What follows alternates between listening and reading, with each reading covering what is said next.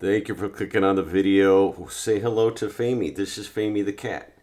He keeps me comforted. He's my sweet little baby. Hello, everybody, Famey cat.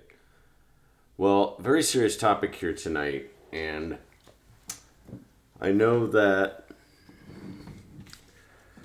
if you're a parent watching this and you have concerns, and that's what brought you to this video, I hope what I'm going to share with you will help you. I think it will. I wish I would have had a video like this. Hang on.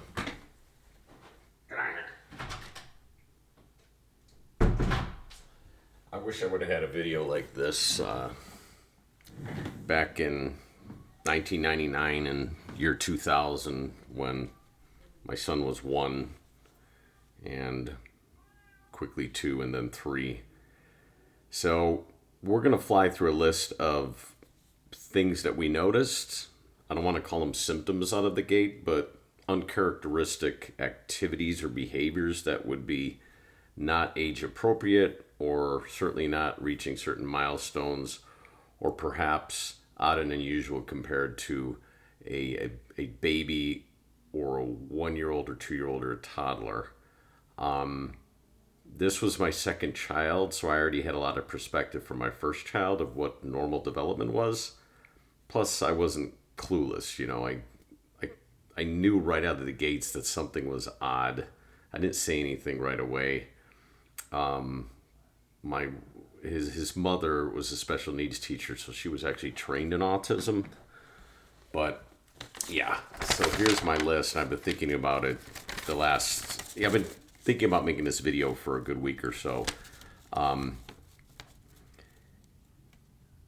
It's worth noting that literally the day he was born, he displayed odd behaviors, in my opinion. He did not cry at all. He was extremely calm, literally his first day of life. You put him in the cleaning station or incubator, whatever you call it, and I was in the birthing room. I witnessed the birth, and I remember him just laying there with his head tilted, staring directly at me with his eyes open, completely calm. I mean, just like this. I mean, this is a baby, his first day of life, and his eyes are open, and he's completely calm, and the doctor's cleaning him off. And I remember thinking that day, and even the day he was born, both his mom and I were like, is he okay? Is he breathing? Because he was not responsive. He was just very mellow and very chill, and most babies are not like that. So when I look back on that years later, I'm like, yeah, there was something odd from him on the very first day he was born. The very first day. So let's go through some of these behaviors. I'll fly through some of these, and if you miss some, don't bother taking notes because it's all going to be listed below. These are things you should keep an eye on, and you should be aware of what some of the typical milestones are for when a child should start babbling, when a child should start walking, when a child should start doing all kinds of activities that should be age appropriate and normal development. Because if they're not, you may be concerned to get a diagnosis or talk to a pediatrician or whatever it may be. Our pediatrician, we had some concerns at, I call it like 16 months, and he wasn't too alarmed, didn't encourage us to race to try and get any evaluations or anything, and just said that a lot of kids grow out of certain behaviors. He had some early speech there, like dog, mom, or dad, and he lost it right at about 16 months, which is very common, to that regressing into autism, where he had speech and then suddenly he has no speech for many years.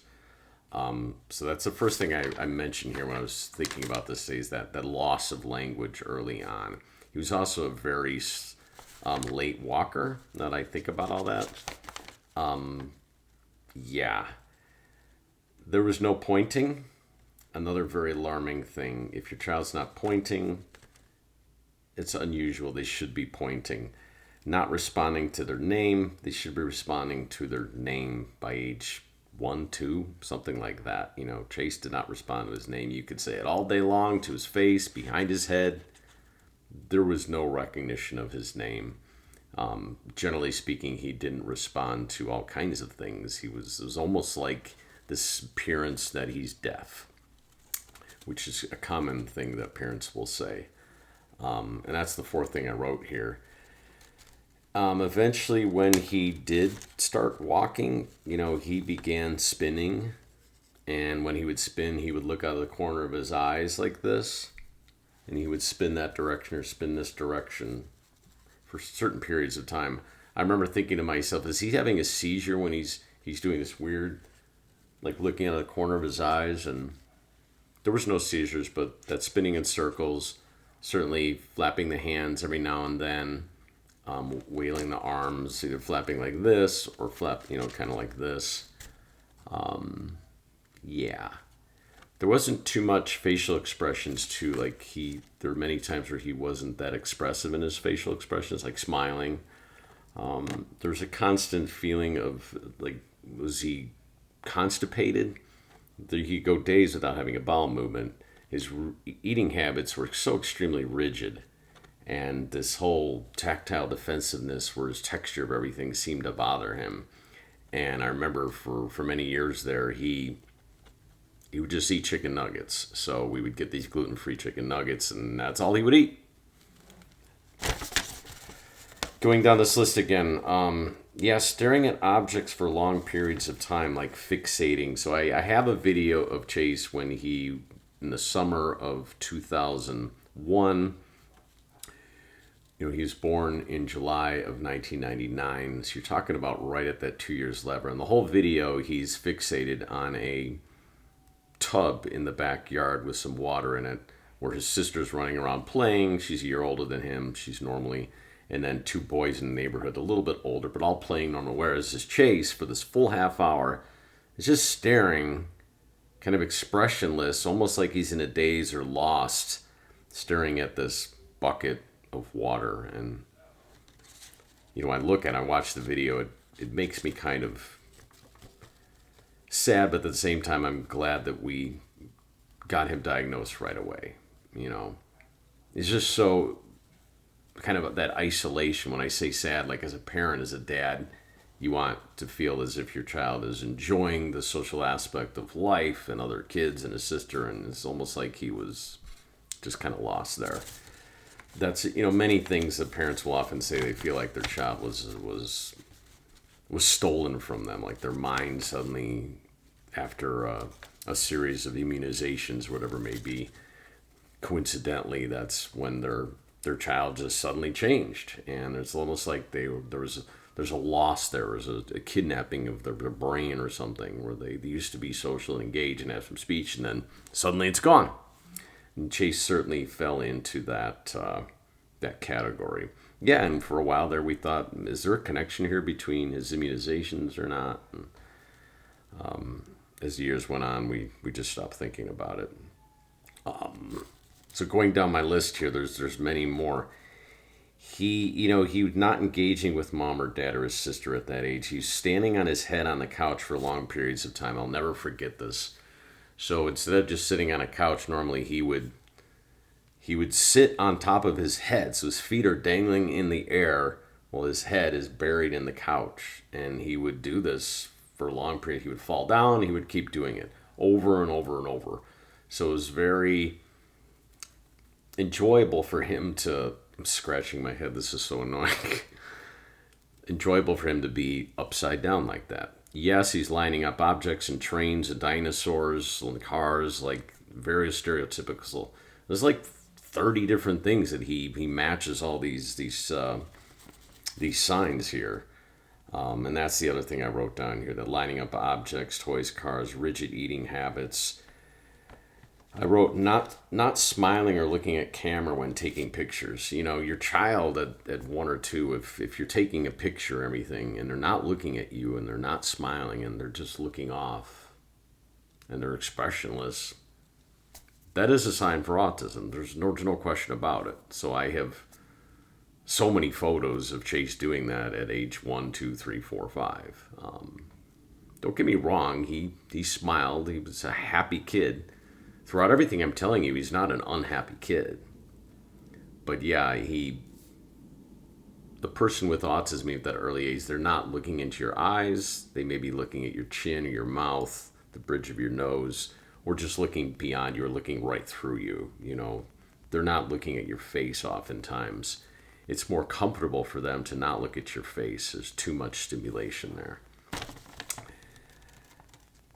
Avoiding eye contact, you know, focusing eyes beyond your face, hand flapping, rocking, that rocking back and forth, that goes one and the same with the flapping of hands.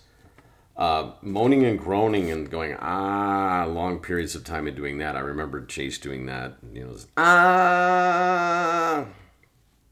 I mean, that was a normal every day, 7 days a week for many years. That was his vocalization. Eventually, through ABA therapy, he would start scripting and echolalia, echoing, which means repeating what he hears and sees. But there's no functional language there. And suddenly at age 8, he started to have some functional language. But before that, there was a lot of this, And if your 2-year-old or 3-year-old is doing that, it's certainly a sign that you may have that.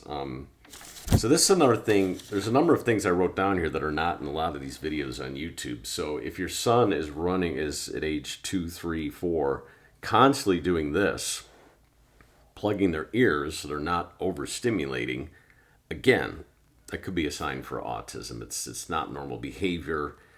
The young child with autism is overstimulated. They may be covering their eyes. They may be covering their ears. They may be covering their entire head with their jacket or shirt. Chase did all of those things, especially the covering the ears.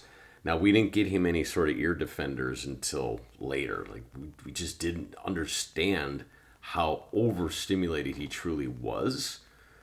And that education process, that the learning curve there was slow. You know, he was born right at the birth of the internet and DSL lines and trying to get high-speed internet access. So it's not like today where you can just get immediate Wi-Fi, high-speed access to so much information on YouTube or the internet, such as this video right here.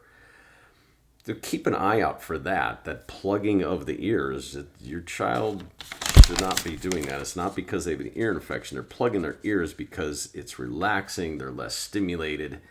You got to understand that the young child with autism is experiencing sound and light and movement far different than you are if you're neurotypical. They're very overstimulated.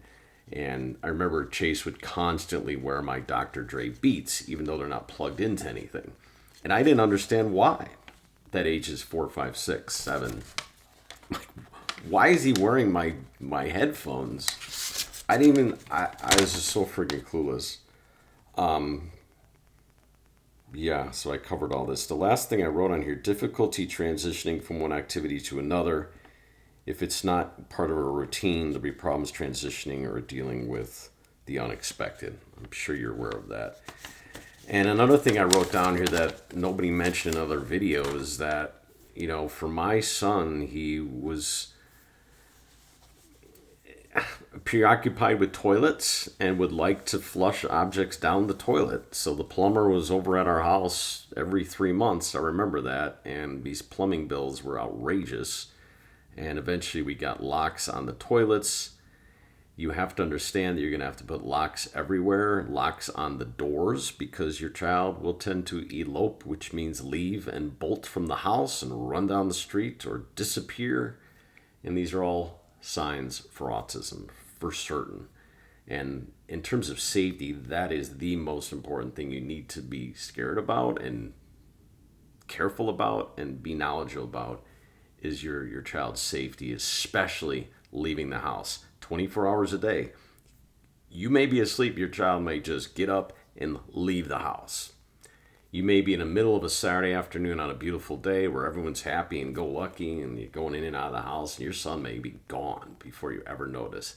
That happened to me twice. In fact, one time he wandered into a neighbor's house who had loaded guns in the house.